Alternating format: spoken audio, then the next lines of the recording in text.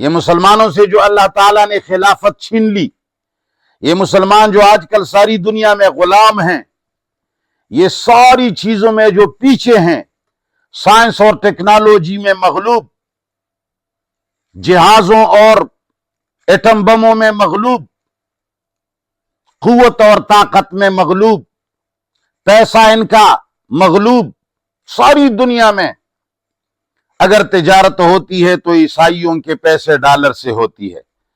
مسلمانوں کی قیمتی پیسہ دینار جو ڈالر سے بہت اونچی قیمت ہے، مگر اس کو دنیا کے لوگ جانتے بھی نہیں ہیں۔ مسلمانوں کے بہت سارے پیسے جو سونے کے بنے ہوئے ہیں، مگر اس کو کوئی ایک ٹکے پر نہیں لیتا۔ یہ مسلمانوں کو اللہ اپنے بندوں کو کبھی مغلوب کرنے نہیں دیتا۔ اللہ تعالیٰ اپنے محبوب لوگوں کو، جن کو تم لاڈلے کہتے ہو، اللہ تعالیٰ اپنے بندوں کو مغلوب نہیں کرتا۔ اللہ تعالیٰ کی اتنی قوت ہے، اتنے بڑے طاقتور ذات کی لشکر اور فوج کیسے مغلوب ہو سکتی ہے؟ لیکن مغلوب اس لیے ہے کہ اس کی فوج نہیں ہے۔ یہ اللہ کے بندے اس کے بندے نہیں رہے، یہ اللہ کے لشکر اس کے لشکر نہیں رہے، یہ اللہ کے سپاہی اس کے سپاہی نہیں رہے۔ آج کا مسلمان اللہ کی بجائے غیر اللہ کی فوج اور لشکر بنی ہوئی ہے۔ ہوش کا ناخن لے لو عوامو، ہوش کا ناخن لے لو۔ خدا گواہ ہے، قرآن پڑھنے پڑھانے والے جو مولوی، جو ذاکر، شیعہ ہے یا سنی، انہوں نے قوم کو کسی اور نہج کی طرف دھکیل کر کے رکھ دیا ہے۔ ہم دیکھ رہے ہیں تمہارا سب کچھ مغلوب۔ اور تو چھوڑو بے ادبی معاف، کہیں مولوی مجھے کافر نہ بنا دے۔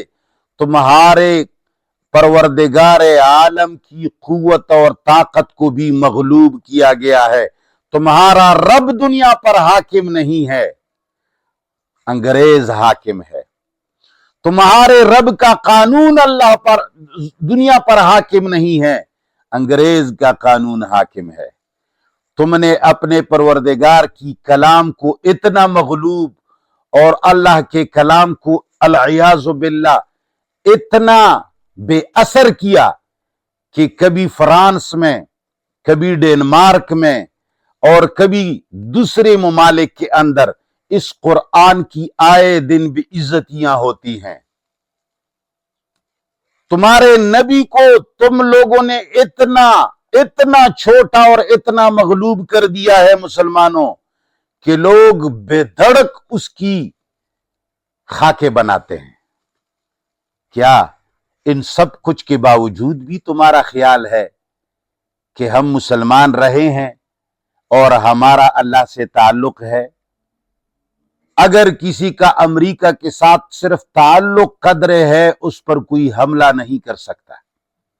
اگر اس دنیا میں کوئی امریکہ کا صرف غلام قدرے ہے تو اس کو کوئی آنکھ اٹھا کے نہیں دیکھ سکتا۔ ہم اللہ کے غلام ہوتے ہوئے، اللہ کے بندے ہوتے ہوئے کیسے مغلوب ہو سکتے ہیں؟ معلوم ہوتا ہے ہم اللہ کے نہ بندے ہیں، نہ ہم اللہ کے ماننے والے ہیں، نہ اللہ کا کلام ماننے والے ہیں۔ جو کچھ ہمیں پڑھایا جاتا ہے وہ قرآن نہیں، جو کچھ ہمیں سکھایا جاتا ہے وہ دین نہیں، جو کچھ ممبروں پر بیان کیا جاتا ہے وہ اللہ کا بھیجا ہوا نہیں۔